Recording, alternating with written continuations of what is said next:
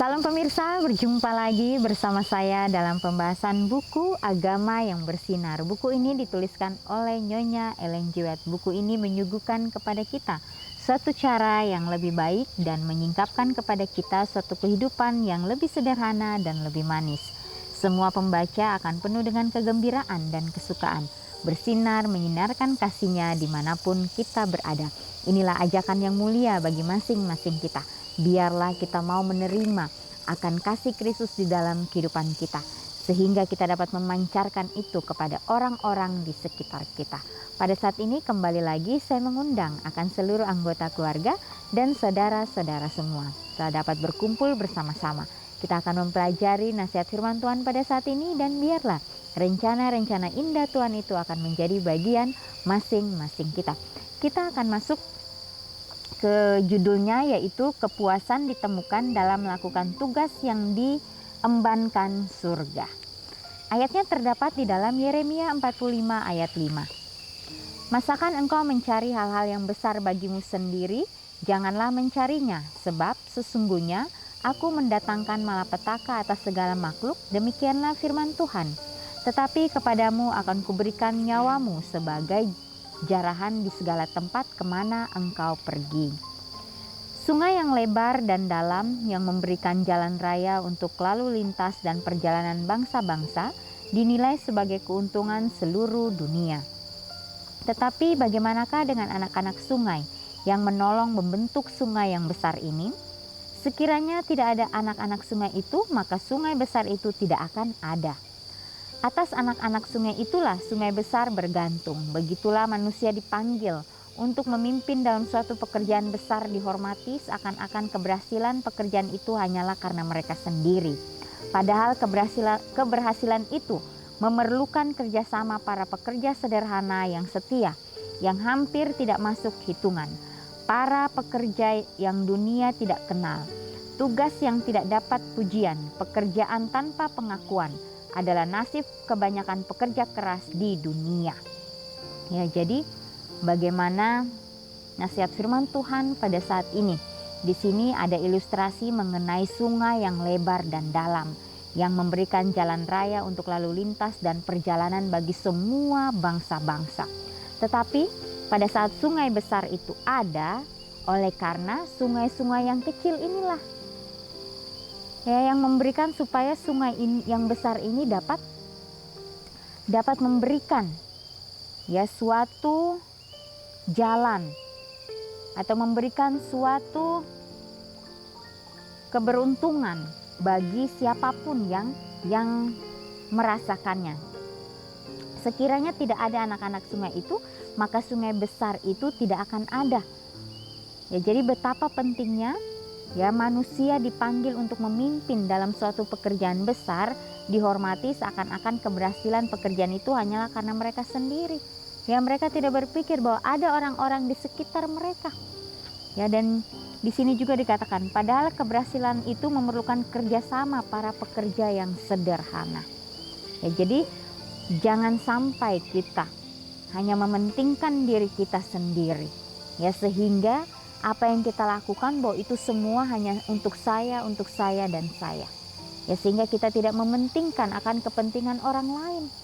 Ya, mencari keuntungan bagi diri kita sendiri. Kita tidak peduli dengan orang-orang di sekitar kita. Ini adalah sifat yang buruk, sifat yang harus kita hapus.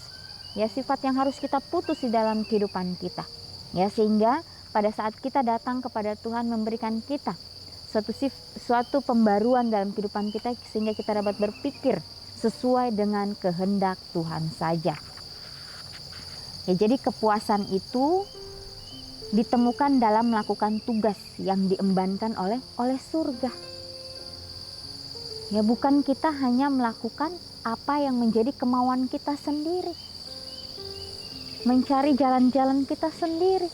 Ya, maka disitulah kita akan terjatuh dan akhirnya kita akan kecewa sendiri. Di sini juga dikatakan tugas yang tidak mendapat pujian, pekerjaan tanpa pengakuan adalah nasib kebanyakan pekerja keras di dunia. Ya, jadi jangan sampai apa yang kita kerjakan bila kita dipuji oleh orang lain, Ya, jangan sampai kita menyombongkan diri kita, tetapi biarlah kita kembalikan semuanya itu oleh karena Tuhan saja. Dialah yang patut kita puji dan kita muliakan. Ya, kita harus berhati-hati juga dengan pujian yang diberikan. Ya, jangan sampai setan memakai itu dan akhirnya kita pun terjatuh ke berbagai dosa. Dan dengan nasib yang demikian banyak orang merasa tidak puas. Ya, mereka merasa bahwa kehidupan ini sia-sia. Tetapi anak sungai kecil yang mengalir tanpa suara melalui hutan kecil dan padang rumput membawa kesehatan dan kesuburan serta keindahan. Sama gunanya dalam perjalanannya seperti sungai besar. Dan dengan menyumbang kehidupan sungai itu, ia menolong mencapai apa yang tidak akan dapat dicapainya sendiri. Ya, jadi betapa pentingnya untuk kita saling bekerja sama. Ya, khususnya kita bekerja sama dengan Tuhan kita. Ya, di situ Dia akan memberikan kita satu jalan yang akan penuh dengan kedamaian. Ya, walaupun akan ada tantangan, rintangan, tetapi di dalam semuanya itu kita tahu kita berjalan dengan Tuhan, dan disitulah walaupun kita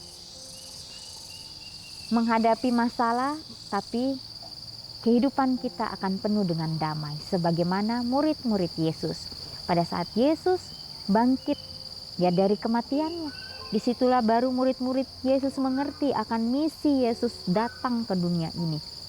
Sehingga mereka menyerahkan kehidupannya sepenuhnya kepada Tuhan. Dan disitulah mereka menerima akan kuasa Roh Kudus untuk menyampaikan akan kabar keselamatan itu dimanapun mereka berada. Dan akhirnya pada saat mereka mulai menjalani ya akan tugas yang istimewa yang Tuhan sudah berikan, banyak mereka mengalami kesulitan. Mereka mengalami penganiayaan, tetapi mereka tahu apa yang mereka alami. Mereka merasakan damai itu. Ya, karena mereka sudah sepenuhnya percaya kepada Tuhan. Ya, karena mereka tahu hal ini akan terjadi, jadi mereka sudah siap. Apapun yang terjadi mereka akan hadapi itu. Dalam kesulitan sekalipun mereka tetap bersukacita. Mereka tetap memuji dan memuliakan nama Tuhan. Ya, ini adalah suatu pengalaman yang luar biasa. Pengalaman yang akan kita bawa sampai akhirnya. Ya, pengalaman hidup, pengalaman berjalan bersama-sama dengan Tuhan kita. Pelajaran ini diperlukan oleh banyak orang. Talenta terlalu banyak didewa-dewakan dan menempatkan terlampau banyak iri hati. Terlampau banyak yang tidak mau melakukan apa-apa kecuali mereka diakui sebagai pemimpin. Ya, ini juga adalah hal yang datangnya dari si jahat. Ya, jadi pelajaran ini memang sangat dibutuhkan oleh orang-orang yang hidup di zaman akhir ini. Di detik-detik kedatangan Tuhan ini. Banyak kita yang tidak sadar. Banyak kita yang dibutakan oleh berbagai hal-hal duniawi. Ya, sehingga apa yang kita lakukan, kita anggap itu benar, tetapi di mata Tuhan itu salah. Ya, dan talenta terlalu banyak didewa-dewakan. Ya, seringkali kita diberikan ya talenta. Ya, talenta itu dipercayakan kepada kita untuk kita kembangkan, untuk kita salurkan kepada orang-orang di sekitar kita. Bukan talenta itu digunakan untuk mementingkan diri kita sendiri. Ya, sehingga kita sudah salah langkah. Sehingga apa yang Tuhan titipkan kepada kita, kita pergunakan dengan semaunya kita.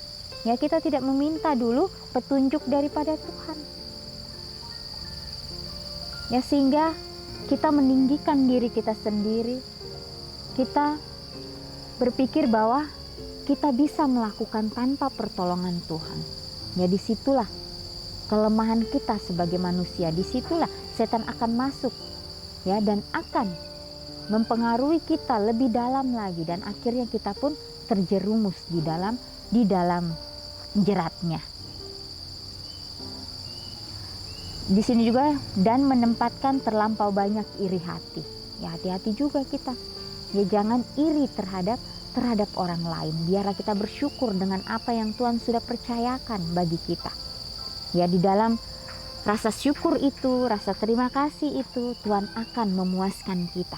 Dan kita tahu bahwa inilah ya porsi untuk saya yang harus saya lakukan. Ya biarlah saya lakukan itu dengan sepenuh hati saya, dan selebihnya saya serahkan kepada Tuhan. Biarlah Tuhan yang berkarya di dalam kehidupan kita masing-masing. Terlampau banyak yang tidak mau melakukan apa-apa kecuali mereka diakui sebagai pemimpin.